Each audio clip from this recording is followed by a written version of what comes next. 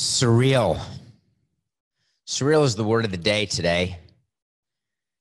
I spent time with Coca, a lot of time, talking about today's show. Today is September 11th, 2020. And I know that we've got listeners of all ages. And I am 52, born in 1968. For me, 9/11 is a date that there's no other way to talk about or think about anything on this day other than what happened on 9/11. And I understand that for nothing personal, we're supposed to give you the trending stories, what's happening, tell you what's in my mind, in my head. Well, today, what's on my mind and in my head is 9/11. And I want to talk about all aspects of 9/11 from a baseball standpoint, from my standpoint, what was going on, stories that really have not been told a lot. And if you're too young to remember 9/11, there are movies you can watch, there are books you can read. But it's the same as my grandparents telling me about the Second World War or about Vietnam, where I was alive but too young to remember it.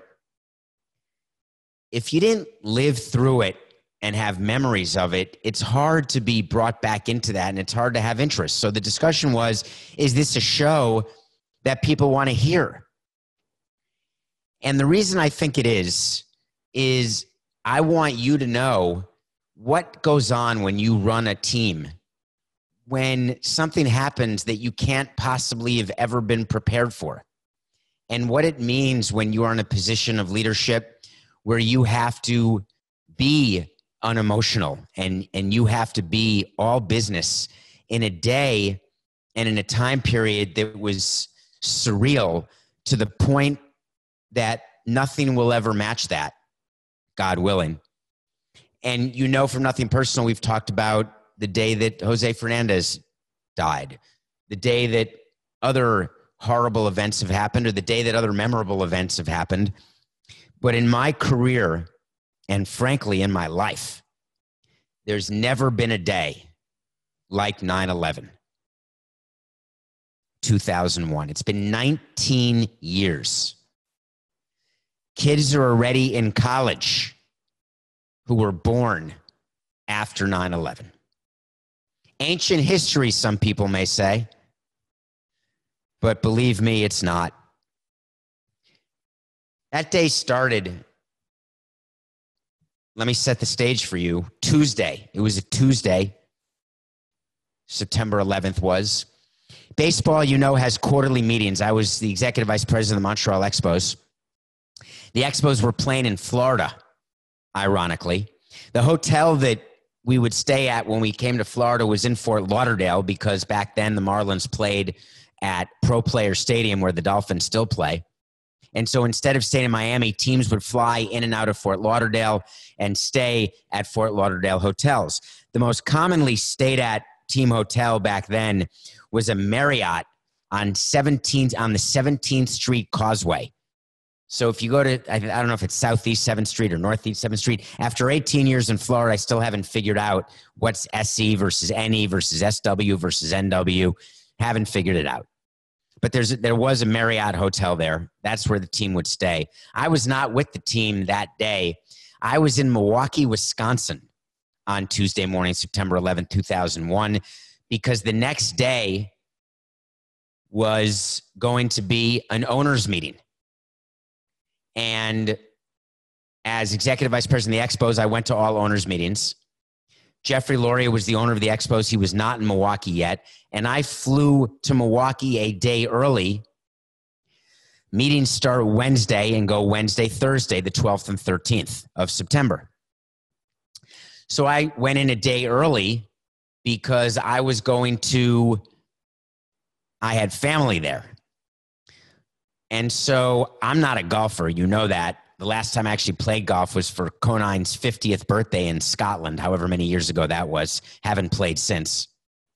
But that morning, my plan was to play golf with my brother-in-law at the time. His name is Gary. And we were playing golf, and it was early in the morning. And the reason why I was needed to play early is I wasn't training for anything. I wasn't running at the time. And I was in between marathons, and I just wanted to play and then go back to the Pfister Hotel, which is where I was staying, and just do work from the Pfister Hotel, which is in downtown Milwaukee. Ownership meetings in Milwaukee take place at the commissioner's office in Milwaukee. Back then, Bud Selig was the commissioner. Bud Selig was the owner of the Brewers. Bud Selig lived in Milwaukee. He liked being in Milwaukee. He didn't like spending nights anywhere other than Milwaukee or his home in Arizona. And the meetings would take place. He had a great office. There was like an MLB office paid for and retrofitted and in Milwaukee, on top of what used to be the First Wisconsin building, became the First Star building. I don't know what it's called now. It's maybe the U.S. Bank building is what it's called. If you look at the Milwaukee skyline, it's the tallest white building. You can't miss it in the skyline. And right near the top floor was where baseball offices were. But I was going to go to the Pfister Hotel after golf and do some work and get ready for the meetings coming up the next day, knowing that the Expos, my team, they were playing the Marlins. So on Tuesday, we were teeing off, and I'm not good at golf. I was just having fun, hanging out. It was a public course, and there were two of us. And I got a phone call, which is not out of the ordinary, and it was a phone call from one of the two best men at my wedding. His name is Jeff, and he called me, and I picked up the phone, even though I was golfing, and I said, "Hey, what's up? I'm golfing." He said, "Do you see what's happening?" I said, "No, what's happening?" And I didn't know whether he was calling about baseball or whatever he was calling about. He said a plane flew into the World Trade Center. And I said, "Well, what does that mean?" And I remember this conversation like it was yesterday. And he said, "Well, they're saying it was a private plane, and, just a pilot a suicide pilot or a pilot who just lost control of the plane, maybe had a heart attack, but it's a private plane, but it's crazy. You should check it out." And I said, "Yeah, whatever." I told Gary, I said, "Yeah, isn't that amazing? Like a private plane flew into the World Trade Center." And we were saying, "God, that sucks. I wonder, did it hit where in the building? Did anyone get hurt?" Obviously, we assumed the pilot got hurt, but didn't think anything of it. About 15 minutes later, he called again. And I thought that he would be calling just to give an update and to say he got other information. Frankly, I thought he could be calling about something completely different. And he called and said that a second plane just hit the World Trade Center. And I said that can't be. It can't be. That's obviously a mistake. You must be seeing video. They're replaying the video of the first plane, of a plane that hit. And he said, "No, I'm watching live right now. You've got to get to a TV," he said, because the second plane was definitely big enough that it was a commercial plane. And I said to Gary, I said, "Hey, if a commercial plane, there's no way, that's too big a coincidence that a commercial plane would have hit the World Trade Center after a private plane hit the World Trade Center. It can't be. And there's no way that my friend would mistake a private plane for a commercial plane. So therefore, if the second plane had been a commercial plane, that means the first plane was too." And I looked at Gary and I said, "I don't know what we should do, except we can't be golfing right now." And he said, "Yeah, I guess let's go to the clubhouse." So we got in the cart, and I didn't make any calls at that time. Instead, what I decided to do is get as much information as I could, because I knew that our team was in Florida. I also knew that Jeffrey, the owner, was due to fly to Milwaukee that morning. But it didn't even occur to me that there was a terrorist attack.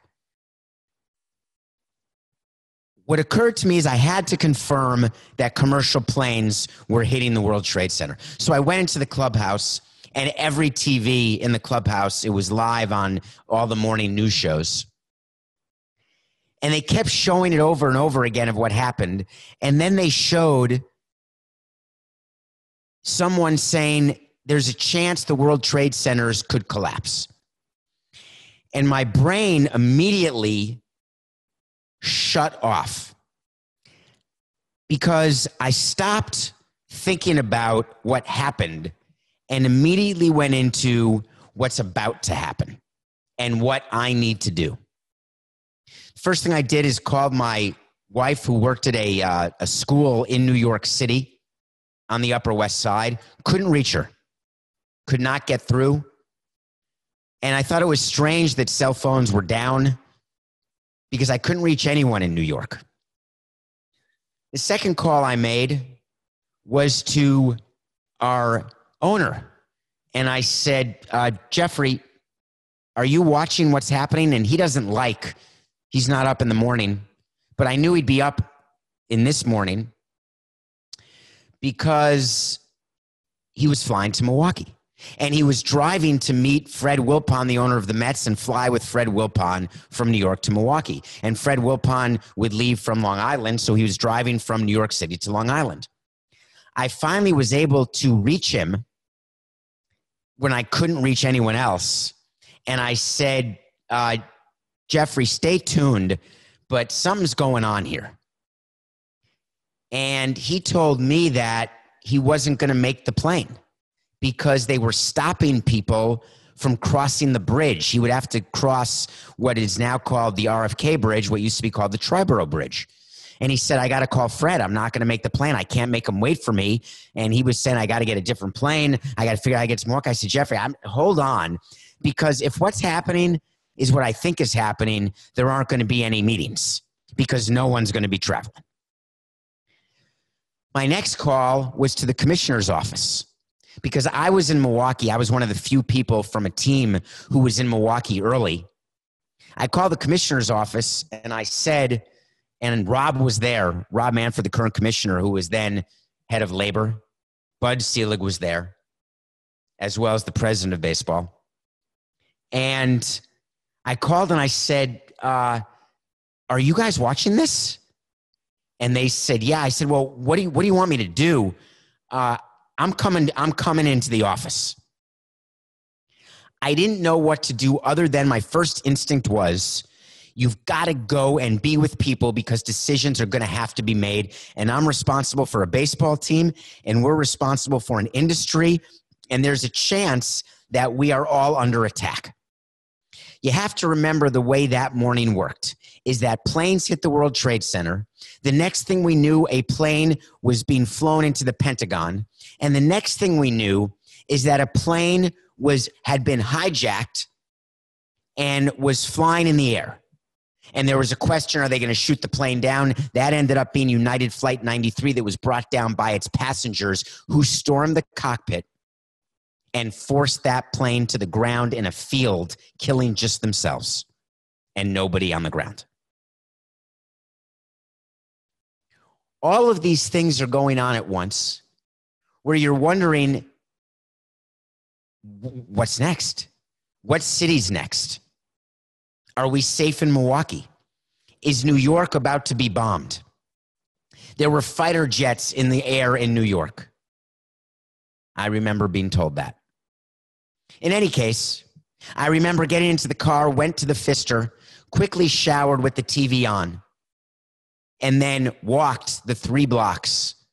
And it was a surreal walk in downtown Milwaukee, which is relatively sleepy mostly, but it was like a ghost town. There was no one on the street.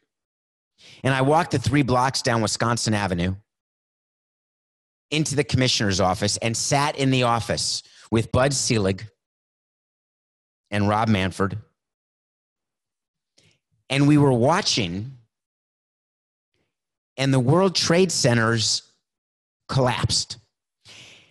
And the first decision that had to be made, believe it or not, if you can imagine this, was that night's games. So we had an order of decisions, and we were all collaborating. And I'd only been in the game a year. I was 33 years old. Looking back, I was very young. But I was in the room, and all these decisions were being made. We were talking through everything that we had to do. First decision, we cancel that night's games. We get in touch with every single team and say, tonight's games are canceled. Stay in your home if you're at home. Stay in your hotel if you're on the road. I called Jim Beattie. I could not reach Jim Beattie. Jim Beattie was in Florida with the team. He was the GM at the time. He was golfing. No problem. Normal. Reached Larry Beinfest, who was the assistant GM, and he was in Montreal, not with the team. Called PJ Loyola, the head of communications, and said, listen, there's no game. Get everybody together in the hotel and make sure we have an accounting of every player. Then in Milwaukee, the next issue we had is owners were beginning to fly into Milwaukee for the owners' meetings, including Jeffrey and Fred Wilpon. Fred Wilpon was always nice enough to fly. Members of the Yankees, Randy Levine would fly with Fred Wilpon. Jeffrey Loria would fly with Fred Wilpon. I'd have a chance to fly. Fred Wilpon would fly. Members of the commissioner's office, very gracious, always. The next decision had to be made. What are we doing about the owners' meeting? We don't think that owners should be picking up and flying to Milwaukee right now. There was so much uncertainty about what was happening, but the decision was made very, very quickly to postpone games that night, then to cancel the owners' meetings. So then every owner was called and a memo was sent out that owners' meetings would be canceled. We then kept sitting down in the commissioner's office to talk about what's next. When do we restart? How long do we not play for? What do we do once we do restart? What do we do for security purposes? How do we guarantee that the New York teams will be safe? Will the New York teams be allowed to play again this season? Remember, this was the September 11th play. This is the pennant stretch, the stretch drive of the season. Will the Yankees and Mets have to be on the road? How do we play these games again? It's not like COVID where you just play 7-inning doubleheaders. What do we do with these games? Back then, it was unheard of to have 15 games postponed. Today, that's just a Wednesday. It was decided very early on that we were going to seek help from the government to get an understanding through our government relations department what was going on and when it was going to be appropriate to play. You recall that people say that sports is what's used to heal. People are saying that around COVID, and I told you that I disagreed with that. We were in touch with, let me just explain to you. Let me go back in case there's confusion. I think I've mentioned on Nothing Personal that we have people in Washington, baseball does, called government relations employees.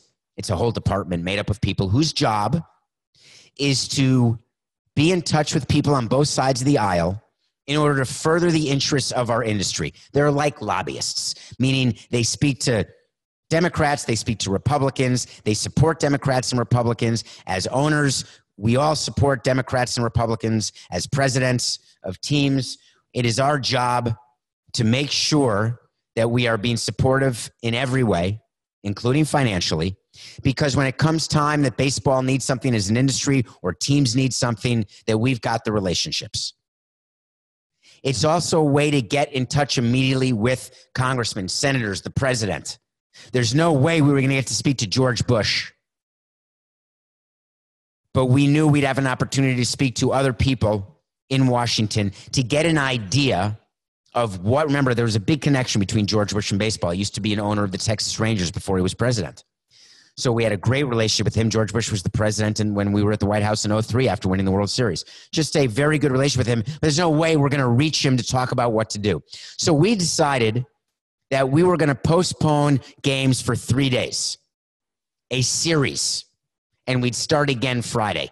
Tuesday, Wednesday, Thursday, games postponed, and they would be made up, not as part of doubleheaders. Teams would go back to where they were on 9/11 and play those games after the season. We had a discussion. Do we only play the games that are necessary for playoff seeding? Quickly, we decided all games would have to be played because that is revenue for home teams. There was then a decision made that a full week was going to be taken off. So if you recall, games were canceled in baseball Tuesday 9/11 through Sunday, and the first game back was Monday the 17th. It was then decided, because there was a week missed, that the only solution was to move that exact week of games to the week after the season. So every game that was going to be scheduled from Tuesday to Sunday got played from Monday to Saturday following the season ending on a Sunday, if my dates are right. But just take 6 days missed, or 5 days, Tuesday, Wednesday, Thursday, Friday, Saturday, Sunday, 6 days missed, and move them to the end of the season. All right, good decision. Done. Now, how do we get teams back to where they belong and getting ready for starting play? Because right after 9/11, we had not decided to miss 6 days. We had only decided there was going to be one night missed. And then it became 3, then it became 6. So my job, I called up the team and said, hey, listen, there's no planes. They are shutting down airspace. And we were told on Tuesday that airspace was going to be shut down indefinitely. They didn't know whether it would be a day, 2 days, a week, or a month. They didn't know. We tried to get an exception for charters so we could get teams back to their homes, all teams on the road, so the Marlins could have gotten on a plane and gotten into Canada and gone home to Montreal. But we did not get an exception. The skies were empty. We spent the rest of Tuesday in disbelief going through what had gone on, but not really talking about the ramifications of what we had witnessed, going through the logistics of postponing the games, figuring out how to get in touch with owners and teams, and scheduling stuff. Bud then walked into the conference room and said, listen, we're going to have a dinner tonight because we got to keep talking. Let's stay together. And Bud's favorite restaurant was a restaurant called Gibson's. Gibson's is a steakhouse. Do I have that name wrong, Coca? Was there a Gibson steakhouse in Milwaukee, Wisconsin? I really think there is. It was his favorite restaurant, and we went there Tuesday night, and they gave us a private room because Bud is the commissioner of Milwaukee. He's obviously a celebrity. But we got a private room, and we asked for there to be a TV put in the room. So it was all the top executives of MLB and me, because I was there early because I had family there. And you remember my relationship with Bud. I had known him since I was a kid because I had known him as owner of the Brewers. So a TV was brought into the room, and so Gibson's is in Chicago. What is the name of the steak restaurant in Milwaukee? And I don't know that it's still there. It's in downtown Milwaukee. It's just west of the Pfister Hotel, right on the river. I'm completely blanking, which is really unbelievable, Coca. In any case, they brought a TV in. We were sitting at dinner, and the reason a TV was brought in is that George Bush addressed the country on Tuesday night in the most memorable presidential address I'd ever been a part of to that moment in my life, and even today. More so than when Obama announced the death of bin Laden, more so than any other presidential address. He took to the microphone and basically told us that we will survive, that we are going to find out who did this and we are going to fight them and crush them, that the world changed today. And that was a very heavy thing to think about. That from that day on, 9/11/01, there's a pre-9/11/01 and a post-9/11/01. There is nothing that marks time in my life like that day, pre and post. So we listened to George Bush talk, and we were continuing to talk about what to do the next day. There were no flights. No one could leave. I wanted to get back to New York to my family. I wanted to get back to Montreal to be with the team. I didn't want to stay in Milwaukee, but I could not get out. Finally, I decided that I was going to rent a car and drive from Milwaukee to New York. I had done it before. I went to school in Wisconsin. I didn't think it was a big deal. I then got word during the course of Tuesday that all of our players were accounted for except for Lee Stevens. Lee Stevens was our first baseman with the Montreal Expos. And it turns out that Lee Stevens had taken an off day and flew to visit family, friends, somebody in the Chicago area. And I didn't know that. We were able to track down Lee Stevens. We had our traveling secretary try to track down everybody. Everybody was told to stay in the Marriott Hotel in Florida, our whole Expos team. No idea when they'd get to fly out, but I needed to get east. So I rented a car, and I found a car, believe it or not, at a rental place in downtown Milwaukee. And I called Lee Stevens, and I said, Lee, you got to get back with the team. What's your plan? He said, I'm stuck. I can't fly. I said, Lee, I'm driving back east. Do you want to drive with me? And Lee said, of course. So I got in the car on Thursday, and I drove to Chicago and picked up Lee Stevens at a rest stop. He got in the car. We knew each other. We were president player. I liked him on the field. I liked him off the field. But we had never obviously done a road trip together. We had never spent significant time together. We then drove, and we kept looking in the sky at the empty sky. And we kept driving to different airports. We stopped at O'Hare. Any planes today?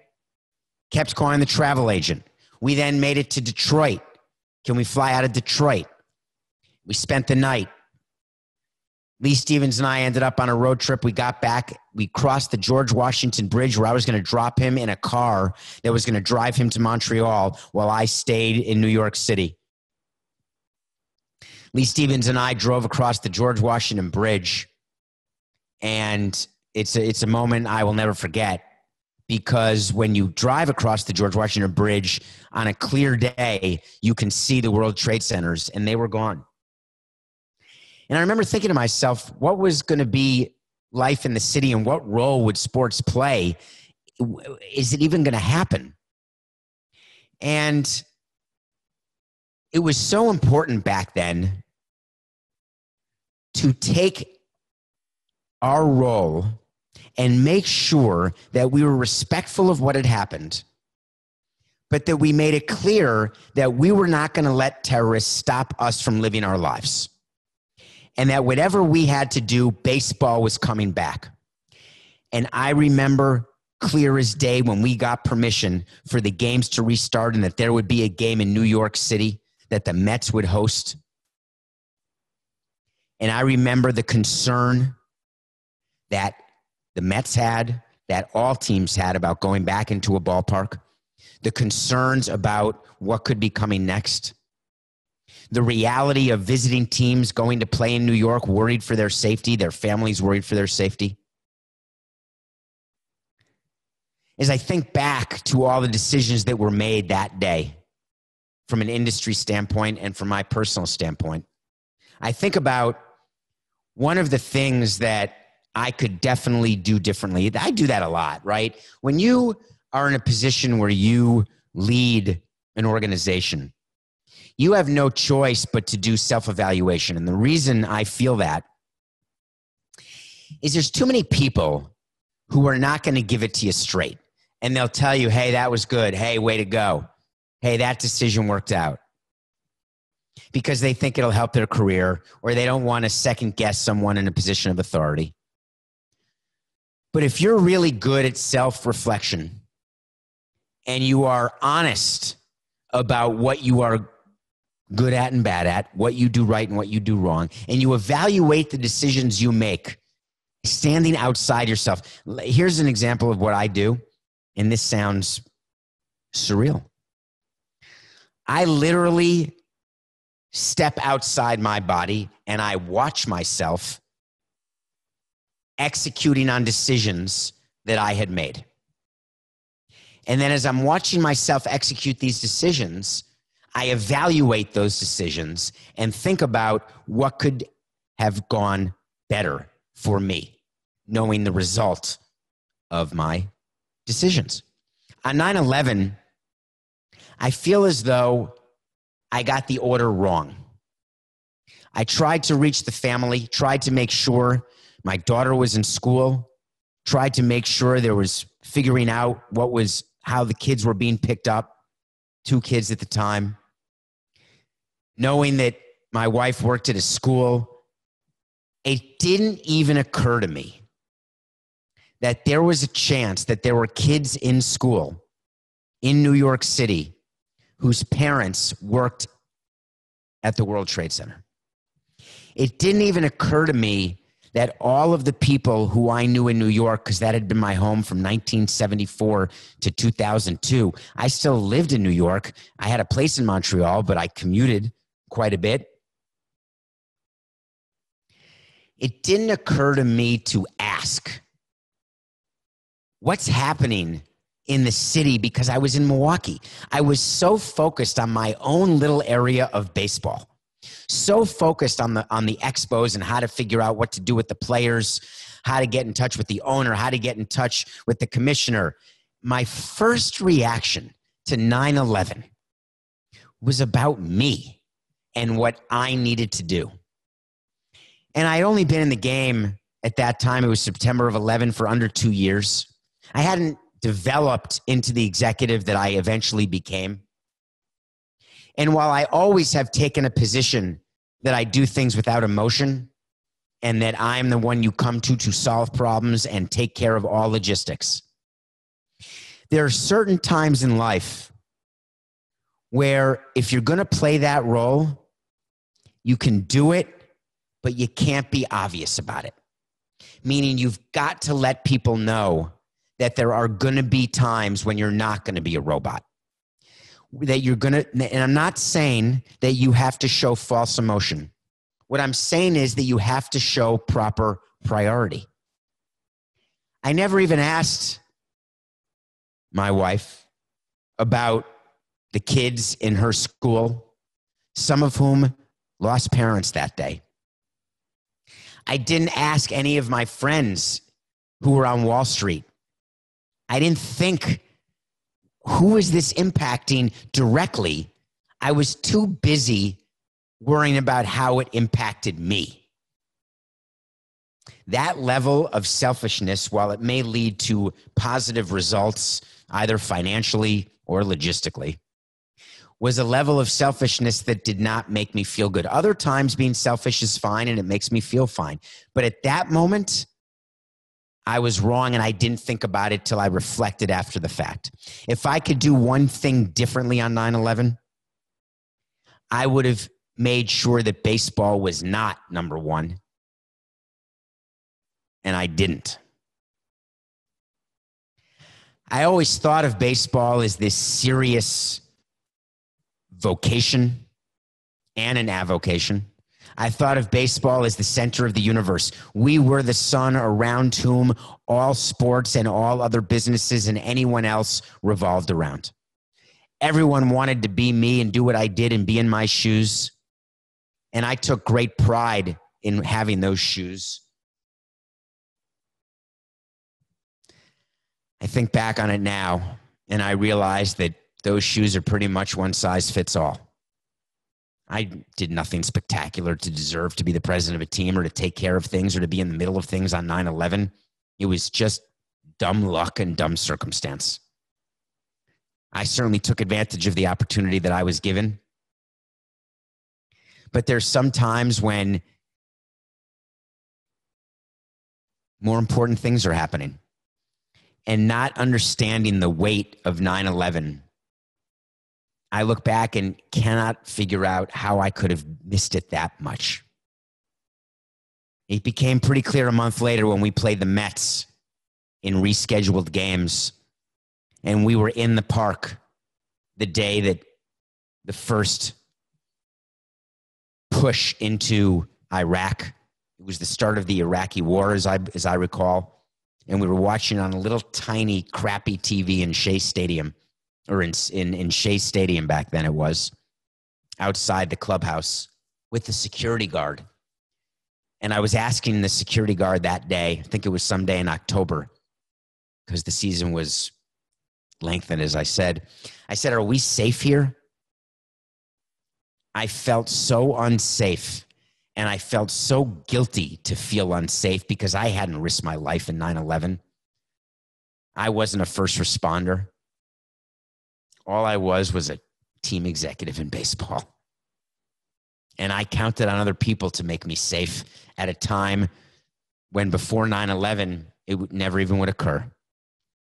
Before 9/11, I would fly back and forth from Montreal to New York, get to the airport 15 minutes before. I'd spend time in the cockpit with Air Canada pilots, all of whom I knew. I'm flying back and forth all the time. They wanted updates on the Expos, talk about baseball. All of a sudden, the cockpits were closed. Nobody's flying.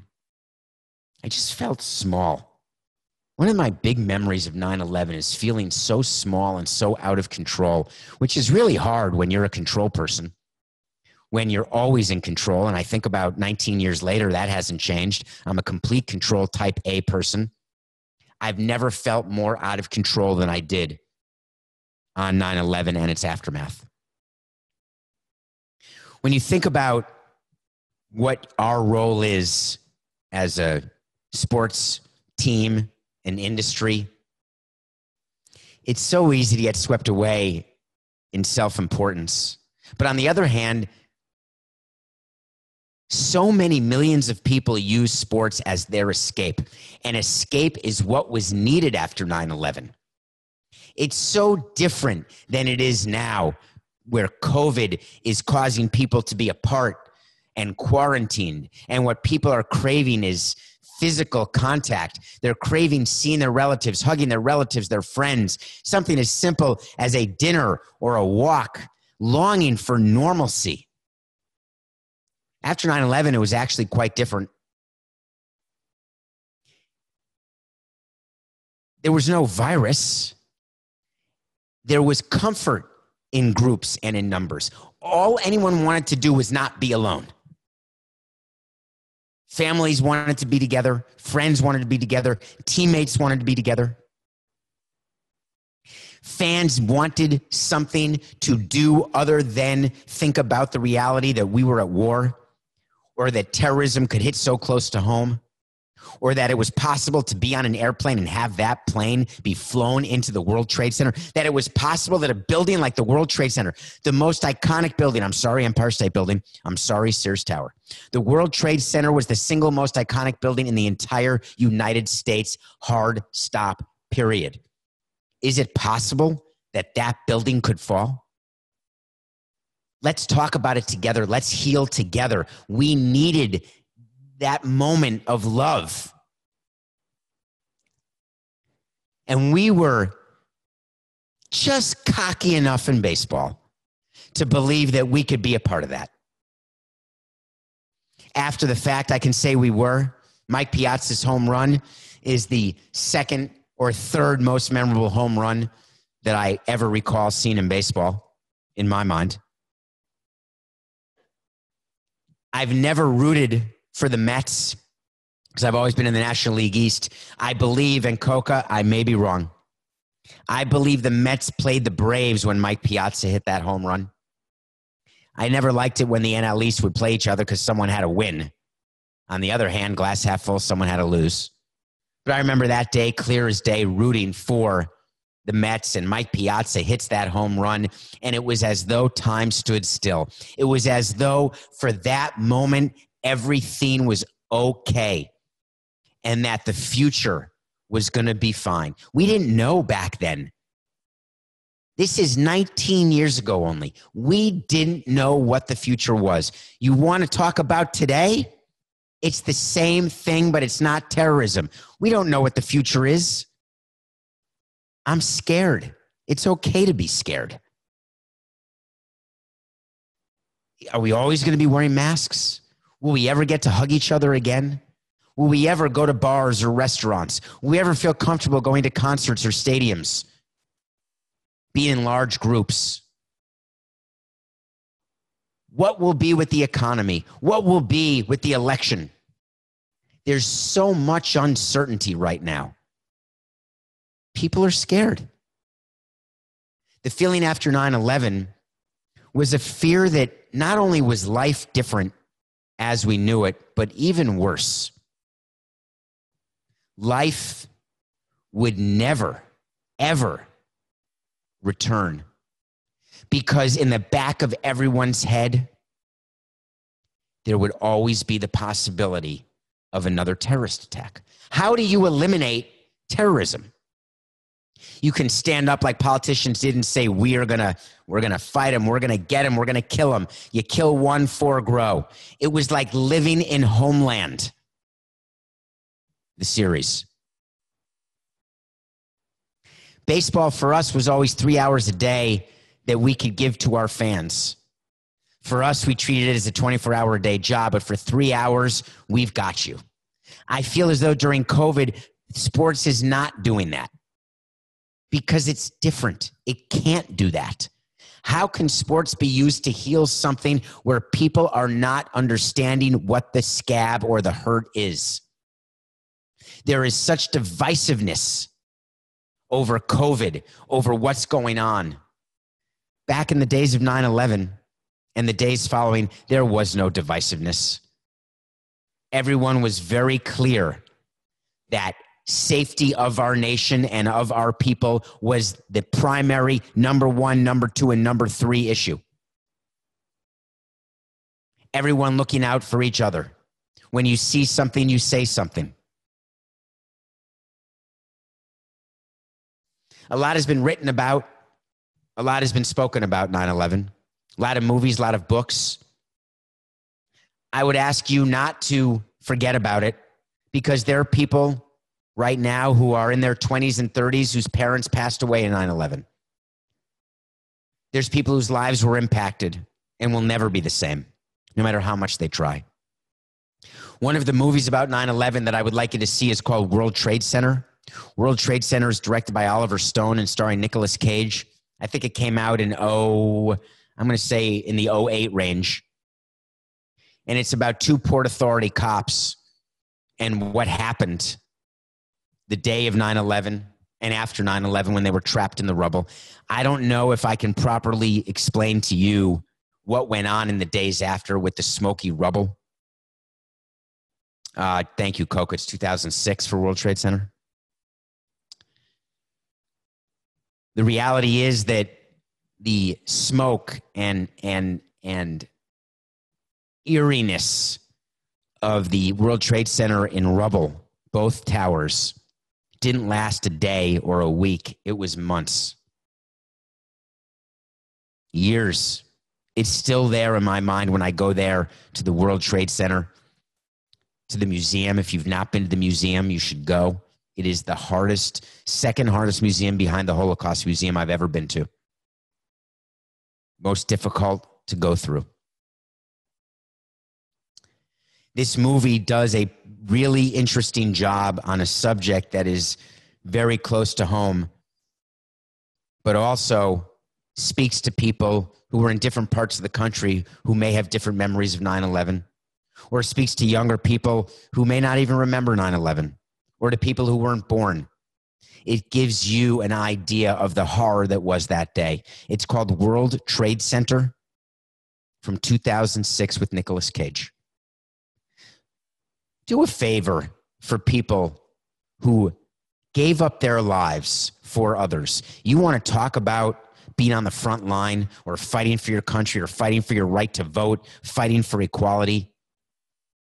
The people who went into the burning Twin Towers to save those who were in their offices, to help evacuate as many people as possible, and then got caught in a crushed, falling building.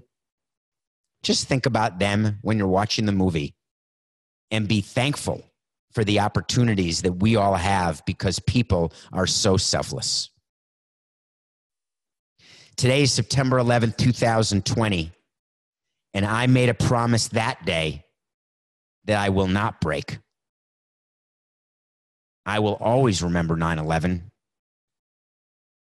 and the decisions that were made and the people who sacrificed everything so that I was able to live the most free life of anyone I know. Thank you.